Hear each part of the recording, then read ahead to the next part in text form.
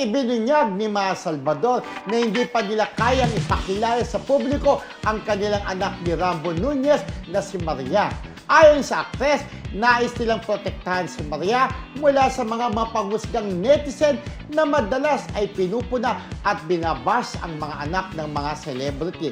Samantala, handa na rin daw si Maha na muling magbuntis matapos maramdaman ang kasiyahan ng pagiging isang ina, lalo na't pangarap niya rin talaga ito. Bongga. Kasi actually, di ba, sabi nga ni Maha, yun nga, yung pagdating ng kanilang anak ni Rambo na si Maria, ito yung nagpakumpleto ng kanyang pagkababae.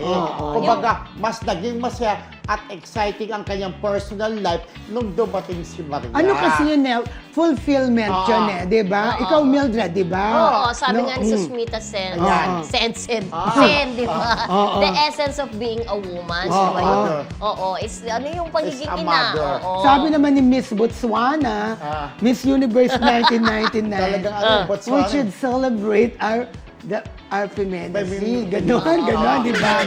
So, Femininity. celebrate ng femininity. Femininity. Kasama, syempre, yung pagiging ina. Doon naman sa pagkakaroon ng anak. Correct. Oo. Doon naman sa paghabol niya na magkaroon ulit siya ng anak. Kasi 36 na siya eh. So medyo sa babae, yung mga ganung age, habulin mo na talaga. Ay, dapat talaga maghabol siya. Oo, dapat talaga Pero yung mga gusto pa rin niya talagang mag-anak eh. Di ba? Kahit Yes. naman si Mildred, gusto pa rin masundan si Kiel kapag ay nag-propose sa kanya. Pero pag Amerikanong boyfriend, pero pag di ba? nanganak si Mildred, imported na. Ayun, maganda mahaluan. Ano pinangungunahan ako? Yung susunod niyang anak, Hindi. imported na. Alos ibuhos ko ang buhay ko nung nanganak ako kay Ken. Mahirap. Mahirap. Mahirap. Totoo, Sabi nga nila, di ba, Maha, pagka daw nanganak ka, yung isang paa mo daw nasa Nasa hukay. hukay. Kaya dapat Oo. talagang minamahal natin ang ating mga ina. Oo, ang hirap talaga, yung paglabas ng bata. no? Yes. Pero oo. nga, Grabe.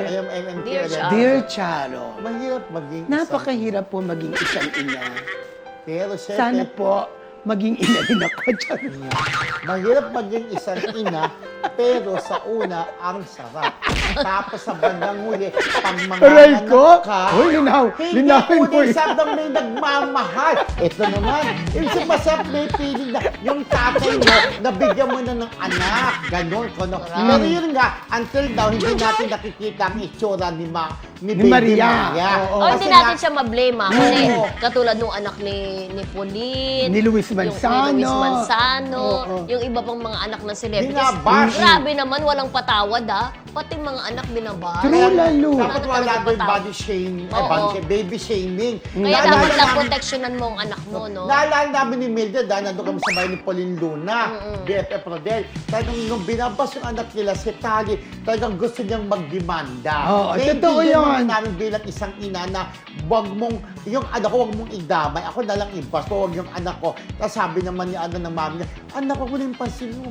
Magdidemanda ako. Oo, kaya di ba Diba? si Luis Manzano, pinatulan din yung basher, di Baby ba? peanut, di ba? Bakit correct. ayaw niyo pakita yung anak niyo? Siguro anets-nets yan, di ba? Okay. Hindi kagandaan. Pero nga, nakita si Peanut ang ganda. Yeah.